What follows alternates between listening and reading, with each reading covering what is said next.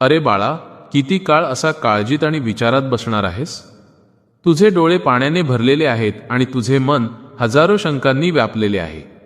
तुला कधी कधी मनातून खूप भीती वाटते ना, की आता पुढे काय होणार? तुला वाटते की मी तुला विसरलो, तुला या जगाच्या गर्दीत एकटं सोडलं. मुळीच नाही. मी तुझ्या श्वासा इतकाच, तुझ्या काळजाच्या धडधडी इतकाच तुझ्याजवळ आहे.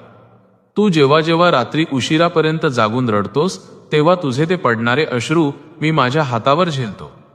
तू जेव्हा जेव्हा संकटात घाबरून जातोस, तेव्हा मी तुझ्या पाठीशी अदृश्य ढाल बनून उभा असतो. पुढील 3 दिवस, हो, फक्त हे पुढचे 3 दिवस तू तुझे सर्व ओझे आणि सर्व चिंता माझ्यावर सोडून दे.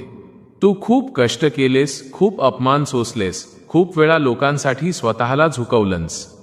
आता तुझ्या त्या सर्वात कठीण प्रश्नाचं उत्तर मिळण्याची आणि न्याय मिळण्याची वेळ आली आहे. ज्या सुखाच्या बातमीची तू कित्येक महिन्यांपासून, कदाचित वर्षांपासून वाट पाहत होतास, ती आता तुझ्या दारापर्यंत पोहोचली आहे. लोक तुला म्हणाले असतील की तुझं आता काही होऊ शकत नाही, तुझं नशीबच खराब आहे. पण त्यांना काय माहिती की ज्याचं नशीब खराब असतं त्याच्या पाठीशी मी स्वतः उभा राहतो. लक्षात ठेव, जगाचं नशीब लिहिण्याची ताकद माझ्यात आहे. मग तुझं नशीब बदलणं माझ्यासाठी काय कठीण आहे? तुला अजूनही विश्वास बसत नाहीये. तुला वाटतंय हे सर्व कसं शक्य आहे?